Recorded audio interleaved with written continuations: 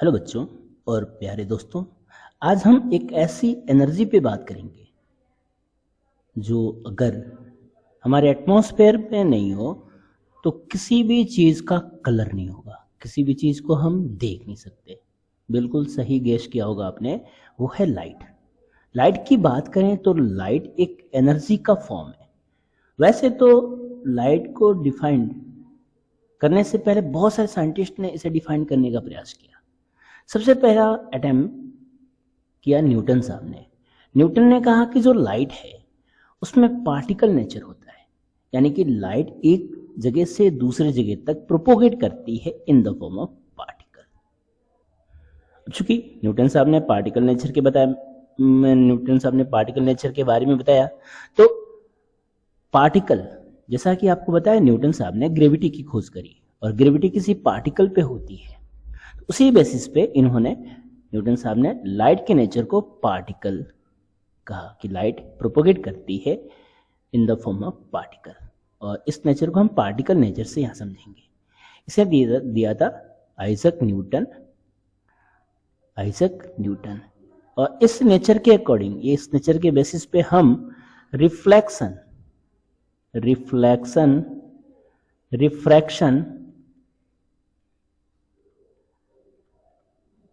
और photo electric effect, इनको हम डिफाइन कर सकते हैं। फोटो इलेक्ट्रिक इफेक्ट को हम डिफाइन कर सकते हैं।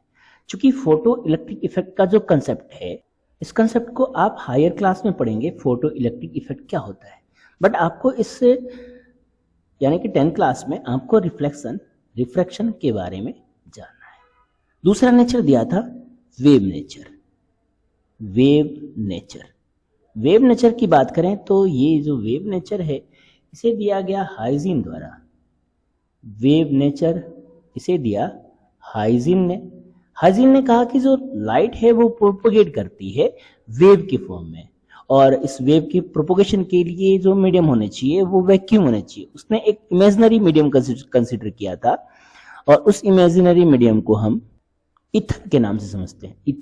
उन्होंने ईथर को इमेजिनरी मीडियम माना। बट ये भी कंसेप्ट पार्सली सही था, पार्सली रॉन्ग था।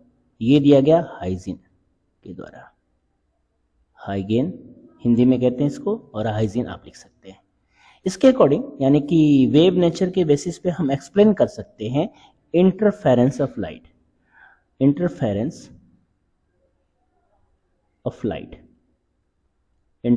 ऑफ लाइट को हम एक्सप्लेन कर सकते हैं। ये इंटरफेरेंस ऑफ लाइट ये आपको हायर क्लासेस में पढ़ने हैं। और भी है, डिफ्रैक्शन पैटर्न देख सकते हो आप, और पोलराइजेशन ऑफ लाइट के बारे में हम इस नेचर के अंदर पढ़ेंगे।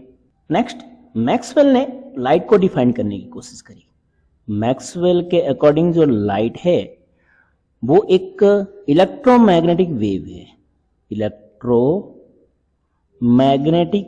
है, या इलेक्ट्रोमैग्नेटिक वेव नहीं तो आप रेडिएशन समझ सकते हैं, क्योंकि लाइट एक रेडिएशन है। दैट्स वाई ये इलेक्ट्रोमैग्नेटिक रेडिएशन है according to Maxwell.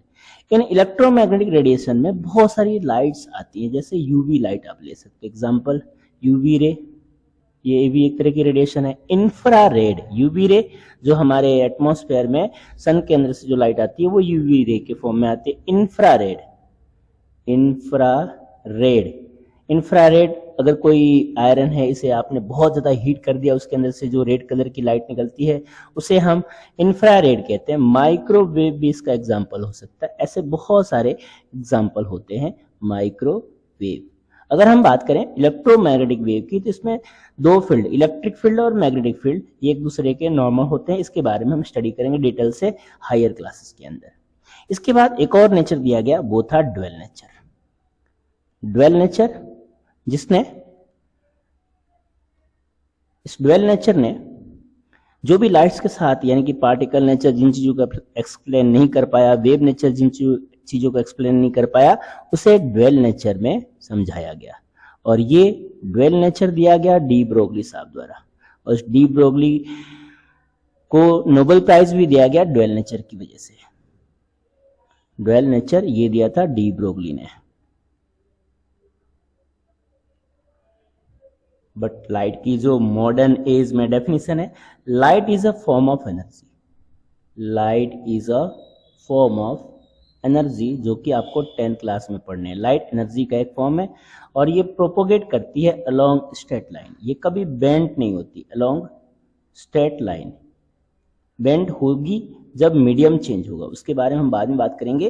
Along straight line ये मूव करती है बिकॉज ये पार्टिकल नेचर को भी फॉलो करती है और वेव नेचर को भी फॉलो करती है। अगर किसी पार्टिकल को फ्रीली मूव कराया जाए तो वो एक स्ट्रेट पाथ पे मूव करता है। दैट्स वाई ये जो लाइट फॉर्म ऑफ एनर्जी है वो हमेशा स्ट्रेट लाइन के फॉर्म में ट्रेवल करती है। अब अगर लाइट की बात करें तो लाइट हमारे पास जो सोर्स है, कंसिडर कर लेते हैं यहाँ पे एक सोर्स है और यहाँ से जो लाइट ट्रेवल करेगी, इस डायरेक्शन में जो लाइट ट्रेवल करेगी, वो जो भी लाइट होगी, भले ही वो आप यूवी रे ले सकते हो, इंफ्रारेड ले सकते हो, यहाँ से माइक्रोवेव ले सकते हो, जो भी लाइट यहाँ से प्रोपोगेट करेगी वो अपने साथ एक एनर्जी को, उनके साथ एक एनर्जी लिंक होगी और एनर्जी को लेके जाएगी। इसलिए हम कह सकते हैं कि वो जो लाइट होगी वो फॉर्म ऑफ एनर्जी है। वो फॉर्म ऑफ एनर्जी जो ट्रांसमिट होगी वो होगी फोटोन के फॉर्म में, और हर फोटोन की एक एनर्जी होती है। अभी फोटोन का कंसेप्ट भी आपको बड़ी क्लास में पढ़ना है।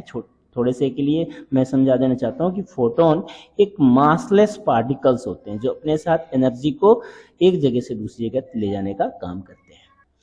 वैक्यूम में लाइट की स्पीड होती है 3 × 10⁸ मीटर पर सेकेंड, और यू कैन से 3 × 10⁵ किलोमीटर पर सेकेंड। ये लाइट की स्पीड होती है वैक्यूम के अंदर। लाइट का प्रोपोगेशन एक सोर्स से, मान लीजिए यहाँ का एक सोर्स है, यहाँ से अगर लाइट इस डायरेक्शन में प्रोपोगेट कर रही है तो ये जो लाइट होगी ये एक तरह की वाइट रे होगी, ये लाइट एक तरह की वाइट रे होगी। इन वाइट रेज के अंदर ये जो भी वाइट रे सोर्स से प्रोपोगेट कर रही है, इनके अंदर टोटल 7 कलर्स होते हैं, 7 कलर्स होते हैं, जिसे आप VIBGYOR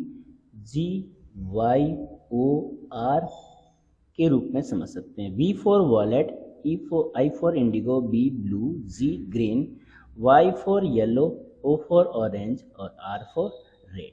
तो बच्चों ये इस चैप्टर का इंट्रो था। अब हम अगले टॉपिक के साथ जल्द ही आपके सामने हाजिर होंगे। तब तक के लिए बने रहिए। Thank you so much.